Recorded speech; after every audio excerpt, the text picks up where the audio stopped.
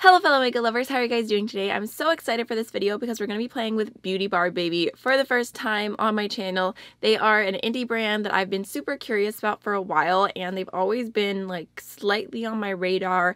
They've done some cool pans, they've done some cool pressings, and I've always known about them. And recently they came out with an eyeshadow that really grabbed my attention.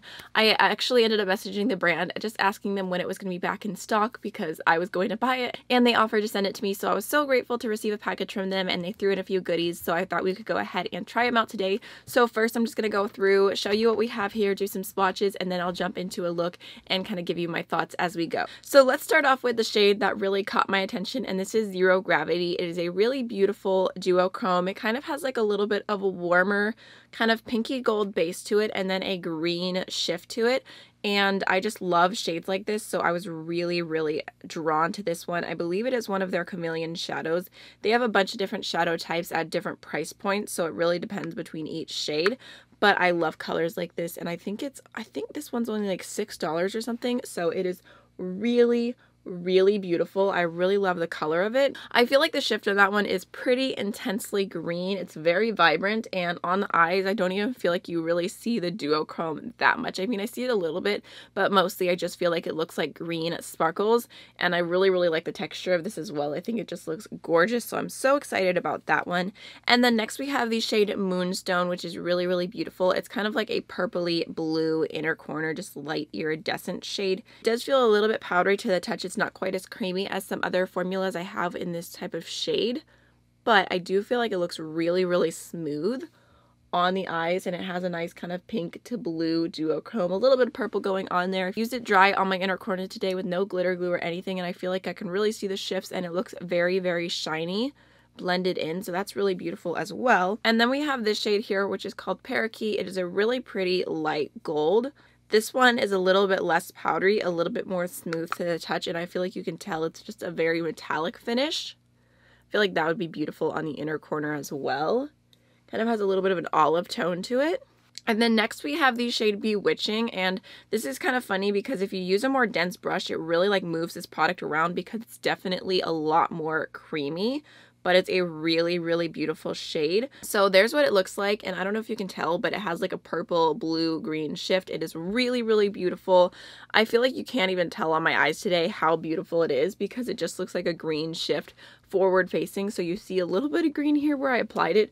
I think this is definitely one of those shadows I need to give it its full moment all over the lid because it is a really cool shift. Like just like a very like violety purple base with that greeny teal running through it. It's so cool. Alright, next we have the shade Lucency, which is a tiny little baby heart. It is so cute. I feel like you could use this one on your inner corner, or you could use it as a highlighter.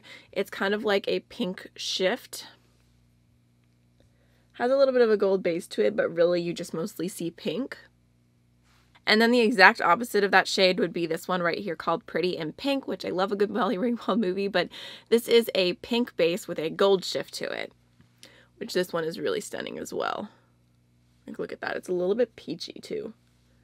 Very pretty. I used it as a blush topper today, but I can't wait to use that as a highlighter all over. I feel like it's just such a nice tone. There's what they all look like swatched out. I feel like I'm impressed so far. There's lots of shifts and sparkliness and texture, and I feel like these items are all something I could see myself using a lot. I think my two top favorites right now would be Zero Gravity and Pretty in Pink, but I can't wait to use them more in the future, and I feel like I'm so tempted by their other chameleon shadows because that one is really stunning. Just in case you're thinking what I'm thinking, I'm gonna pull out Lime Chrome from Natasha Nona real quick.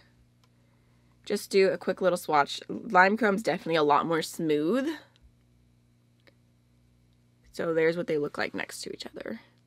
Lime Chrome's also a little bit more golden.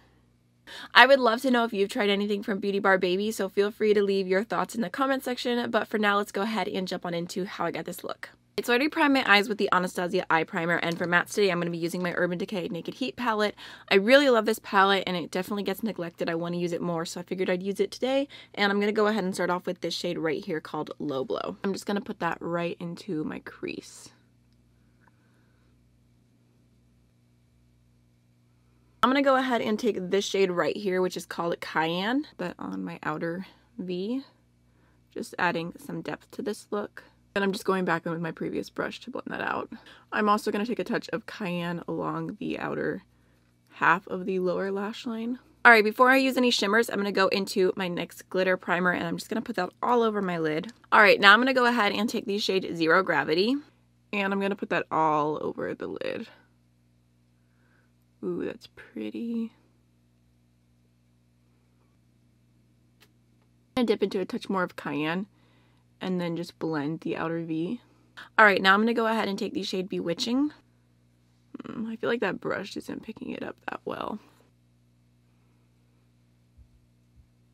Alright, now I'm going to take the shade Parakeet. I'm going to pop that onto the inner little part of the lower lash line right now. Oh my gosh, I'm bringing my lower lash line down far. Alright, now I'm going to go ahead and take the shade Moonstone and pop that on my inner corner.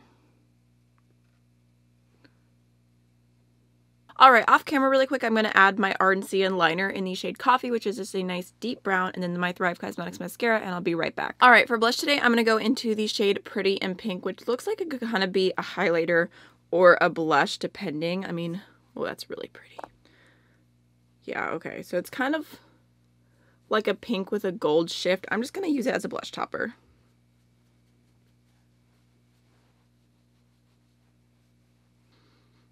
I feel like it smells kind of sweet, but like in an unexplainable way. And then I'm going to go ahead and take this shade called Lucency, and I'm going to use it as my highlight.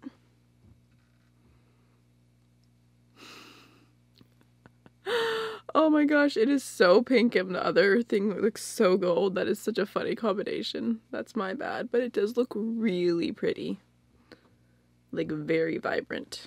I'm going to go ahead and take the M Cosmetics gloss in the shade Secret Blush.